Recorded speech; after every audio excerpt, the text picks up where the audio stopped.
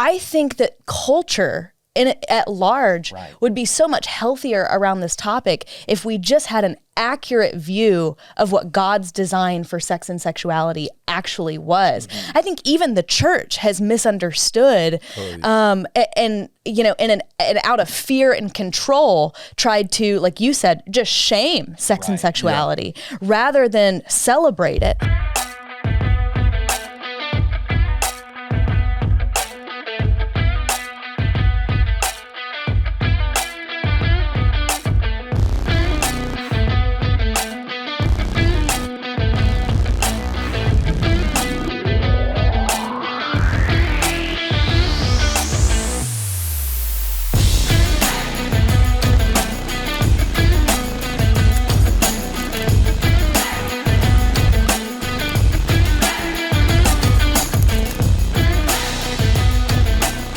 Hi, welcome to Cultural Catalyst, where we teach you how to live fully live, co-labor with God, and change the world.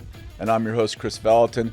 And today I have Daniel and Elles. Okay, do the last name for me. Maddry. I had it down too. I would have got it right. Come on, should have gone for it. I should have gone for it. And Daniel and Elles lead our Moral Revolution ministry. And we're super excited. Thanks for being on. You've been on once before, right?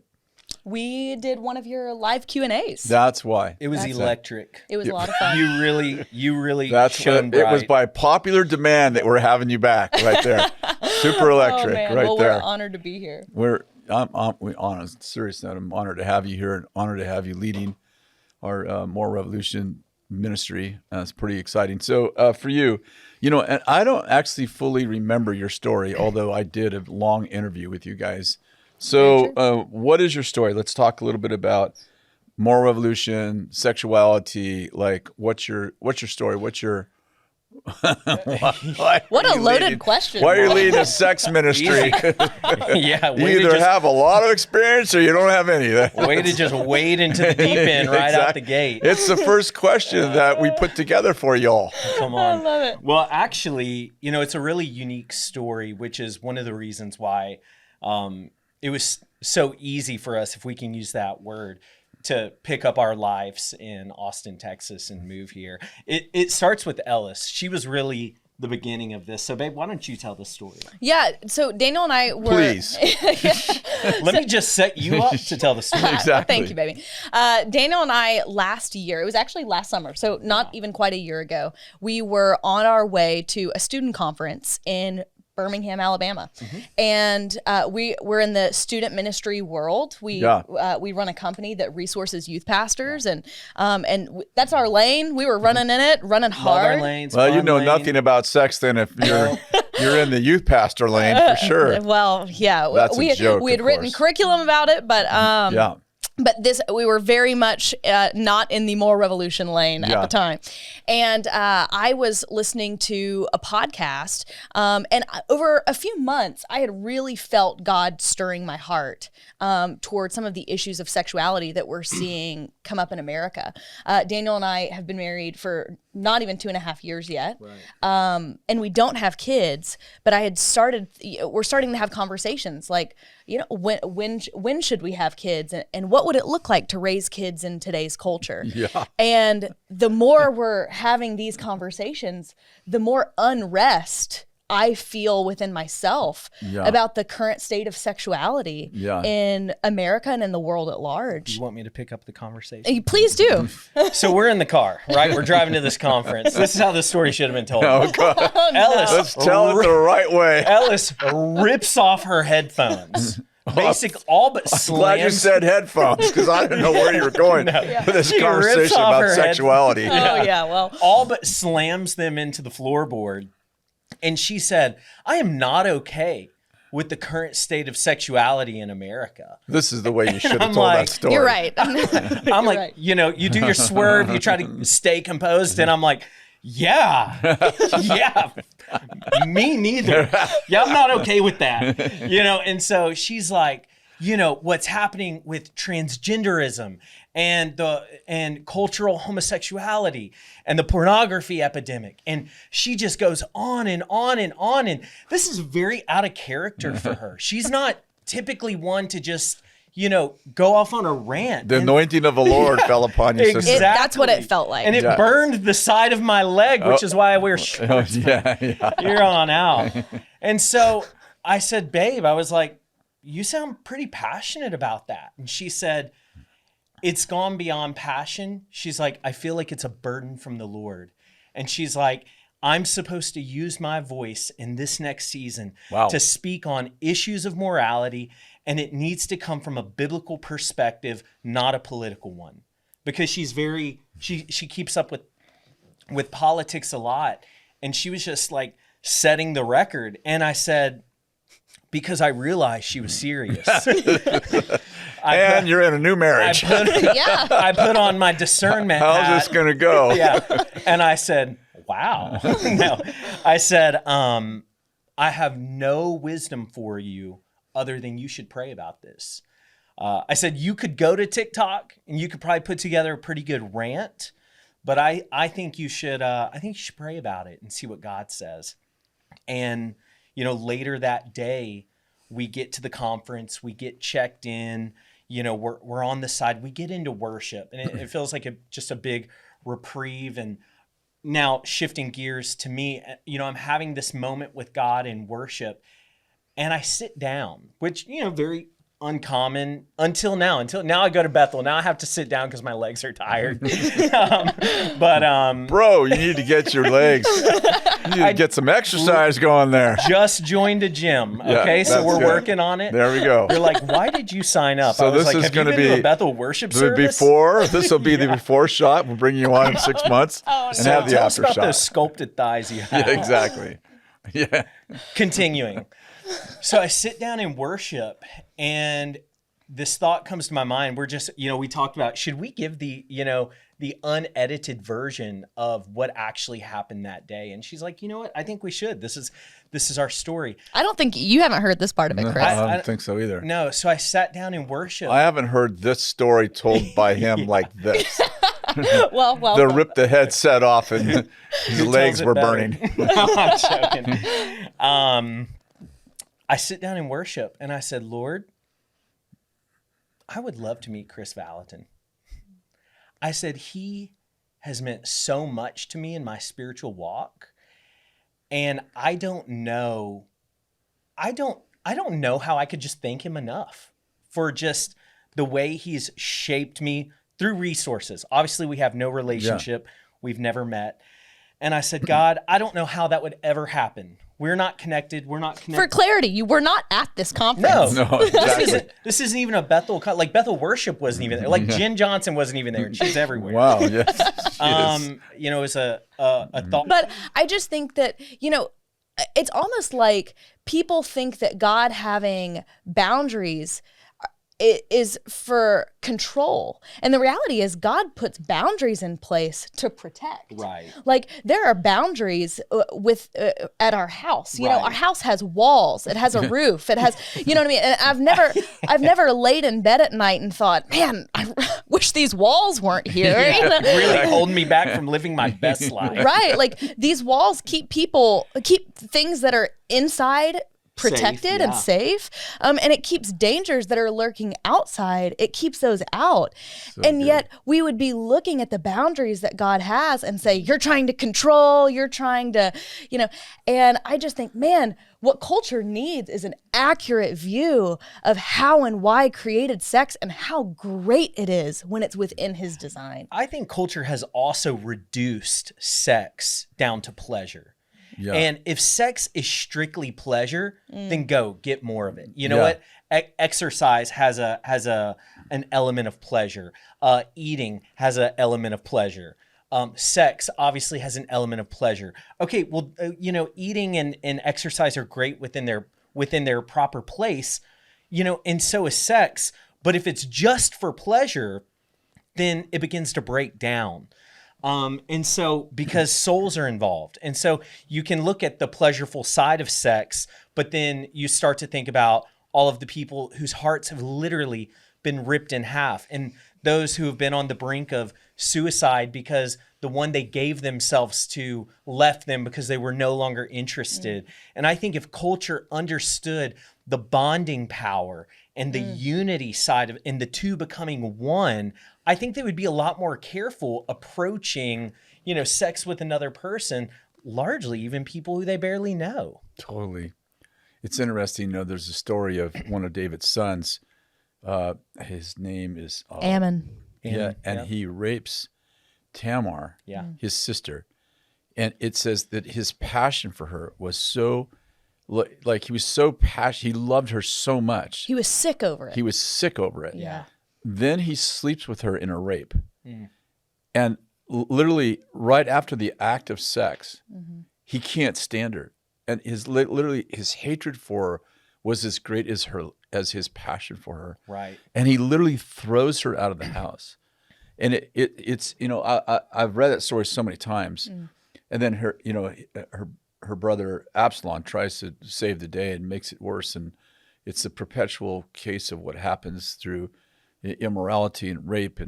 But it's the conquering, sometimes the passion for conquering a woman. There's something about our culture in which it's almost like winning a game. It's almost like and then on the woman's side, Tamar is such a prophetic metaphor of where culture is like, I'm going to sleep with this man and I'm going to intentionally get pregnant, which is a very common story, like way more common than people might think. And then he'll bond with me. And he's in it for a totally different reason. Right. Like he's climbing a mountain. He's winning a fight. He's conquering a virgin, and he doesn't bond. Right.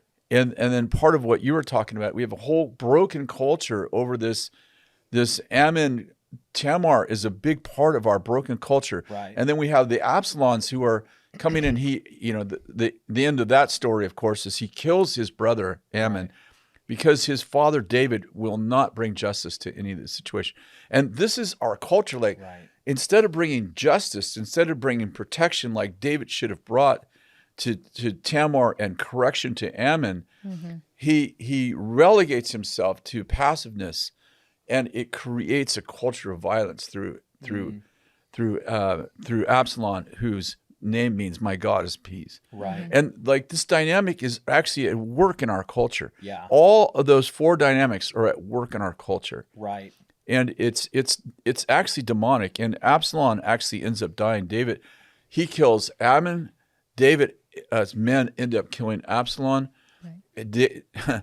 And then, and in the midst of all that,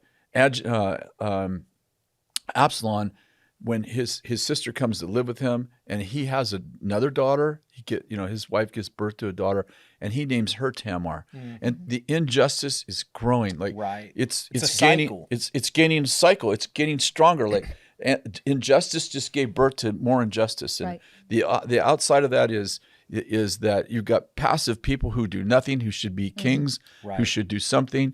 You got a person who's trying to bring justice but doesn't know how to, which is, you got a whole community of people who aren't moral, who are being shamed and condemned through the Absalom. Like this deserves condemnation. It's like, and there's no, and in all of that, there's no healthy way to bring Tamar back to health and to bring correction to the Ammons of the world. Like you look at that story and you think, well, Ammon could have made a different decision. And it's like, yes, he should have never done that to begin with. Never. But if there was a courageous father who wasn't afraid to bring justice the moment they saw something out of line, then this wouldn't have spiraled so deeply. Totally. I also want to make the observation that as Amnon is about to rape her, she literally says, "Do not do this. Don't you know that if you ask your father, he won't withhold me from you?"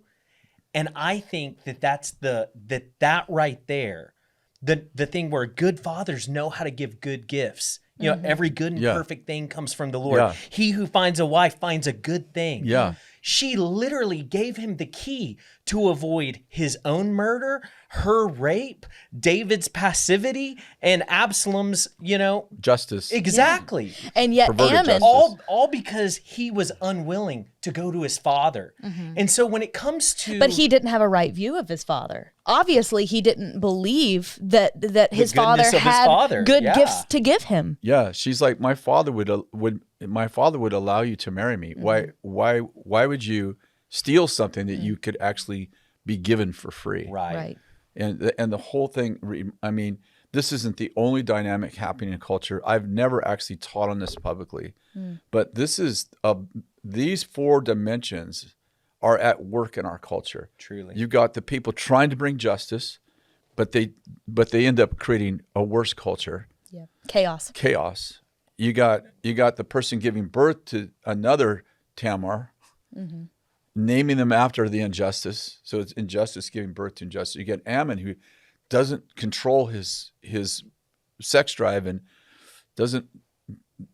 just does whatever he feels. He's like an alley cat. He just does whatever. Then he doesn't want anything to do with her afterwards. Right. Which I wish that every daughter could hear this conversation. I wish every father could have a conversation with his daughter, because men and women do not think alike. I wish people could get like the idea that you can have 2 mothers or 2 fathers, that fathers and mothers are interchangeable. This is part of culture right now. Totally. This is part of the gay movement. You can have 2 fathers. It is as ridiculous as the transgender male running and competing with females, and fathers and mothers standing by going, I don't see anything happening. Do you see anything happening? Right. I don't see anything happening. And I'm like, this is ridiculous. It's like, these are not interchangeable roles.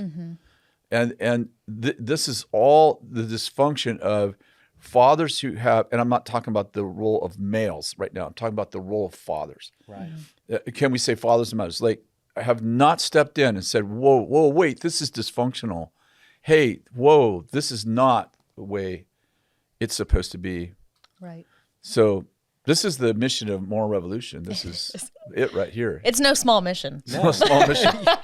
Absolutely not. It's going to be 2 or 3 years before we actually transform the world. Come on. We've got a couple of years to go. But we're working on it every day. We're working on Good. it every day. We thought you were going to give us 6 months. No, that's... What are the most common questions and issues that come up with Moral Revolution? Gosh, there's tons of them, right? There are so many. I will say this. We were discussing this earlier. We recently did a podcast series that we called Burning Questions, because we just put it out to our audience. What are your most burning questions about sex, dating, boundaries, sexuality? And I mean, masturbation is like the number one thing that people ask questions about. Yeah, especially among Christians, right? Especially among Christians. Yeah. Pornography is huge. People want to know what's permissible before marriage, in marriage, after they've been divorced. Like at any point, they want to know what can you do and when. Yeah, is there anything we can still do and get to heaven? Yeah. Right. And I will say this. I really think that almost every question we got boils down to the phrase, how far is too far? Right. Yeah. Almost everybody wants to know in various seasons of life, whether I've got a partner, whether I don't, how far is too far? And people have the most creative scenarios that they find themselves in. I mean, she does, Ellis handles our social media, and she will read to me messages where people are like, okay, so picture this. And they'll lay out a scenario and they're asking us for wisdom. And I'm like, hold on, let me go to the mountaintop.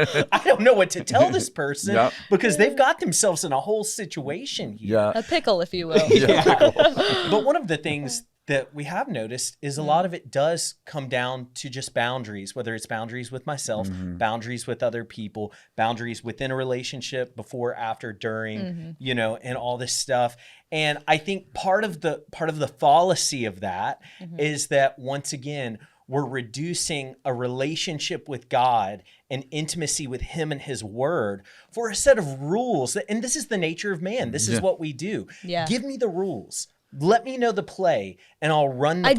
I just want to follow the rules. I just want to check the box and say that I did. Yeah. And I mean, the entire point of the gospel is that we couldn't check the box. Right. Like Jesus had to come because but they tried the check the box method. Exactly. It's the entire Old Didn't work. Testament. Yes. It did not work. I just sacrificed these turtle doves for my lack of box checking today. Exactly. Now that don't hear what we're not saying. There's absolutely a standard, Yes. but Yes. God's grace empowers us to live the standard that He's Right. called us to. So And good. so, when it comes down to that, when it boils down to that question, how far is too far? Mo Isom Aiken says it so well. She's like, it's the wrong question. You should be asking, how close can I possibly get to God? Yeah. Yeah. How close can, if that's the focus, then everything else, it falls into place. It really does. And I might misquote this, but Psalm 119 says, "How can a young man keep his way pure?" Yeah.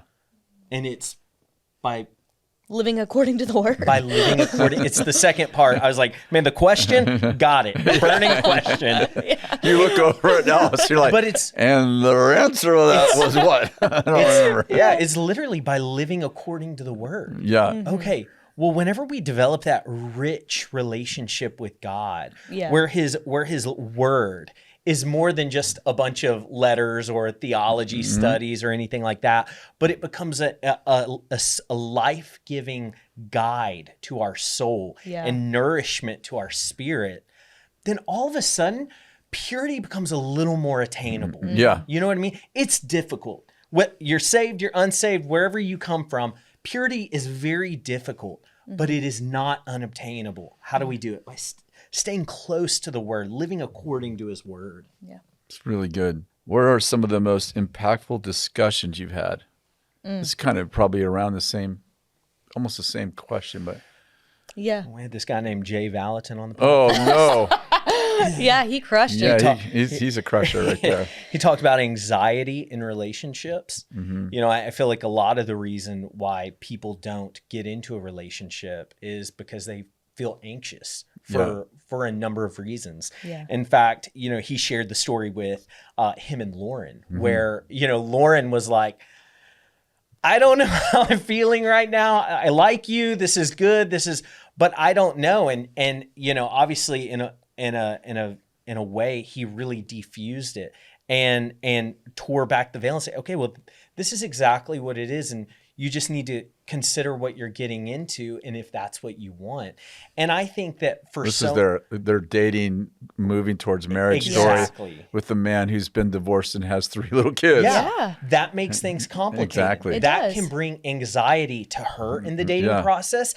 That can bring anxiety to him in the dating process. There could be the anxiety of I've never dated and now I'm older. There could be the anxiety of I've dated poorly and now it's time to get married. Yeah. There's so many anxieties that can creep into a conversation. So I think even interviewing him, I walked away and I was like, I'm feeling better about my marriage. I'm feeling great, but I'm feeling better. And so I feel like that's been one of the barriers to marriage that we see in singles. And I know that you talk about that a lot, where you're like, look around the room, look at these single people. You can't come into a room like this with all these beautiful single people and not get a date. Let's just start asking people. Oh, yeah. They've Squeeze done the the hand. impossible, though. Let me just say this. They've taken nothing's impossible with God to a whole nother level. Truly a house of miracles. How did you navigate this and still be the school single? ministry, like, full of beautiful women and guys like, well, I haven't been able to find anybody. I'm like, bro, let's come over here. Let me put my hand on your eyes and open your eyes. Yeah. Exactly. Yeah. We like to ask this question kind of as our final finale here. As leaders of moral revolution, how do you define your role as cultural catalyst? And what does it mean to be a cultural catalyst in this context? Because this is called cultural catalyst. Imagine that. Yeah. I'm familiar. Yeah. I think a catalyst in and of itself is something that causes an action to happen. Yeah.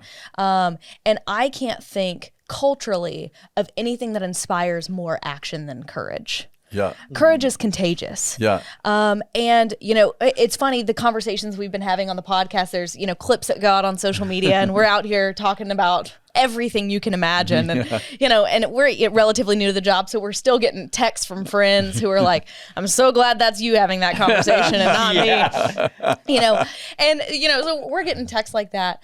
But I think at the end of the day, courage is contagious. And we came here because God told us to, basically. He said, this is what I'm doing with your life in this season. And then he opened the door accordingly. And we walked through it because that's what the Lord asked of us.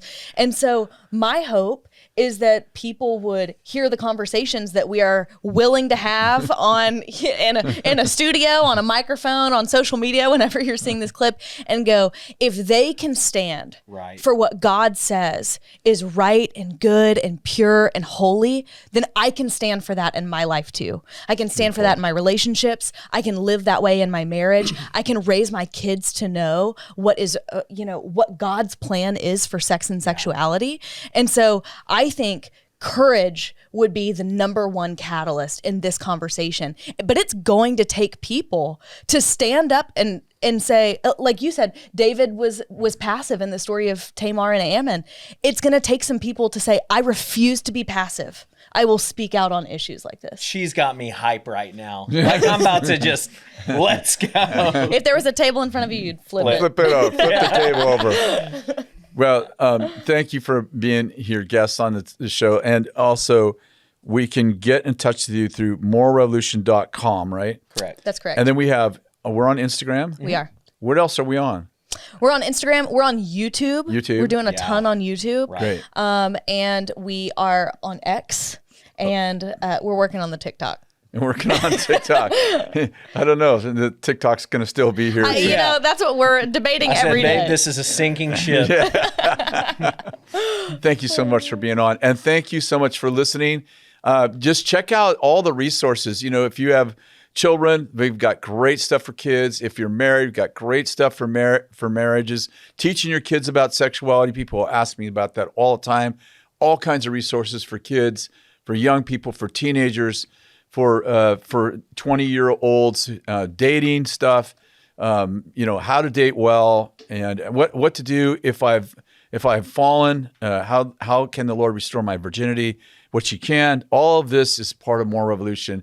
And by the way, we have a movement inside of More Revolution called Changed, which is led by two people who were formerly homosexuals, and they're doing a wonderful job. There's just really hundreds and hundreds and hundreds of people, thousands actually, who are coming out of that movement and are finding the restoration of their purity, the restoration of their relationships, even restoration of their marriages.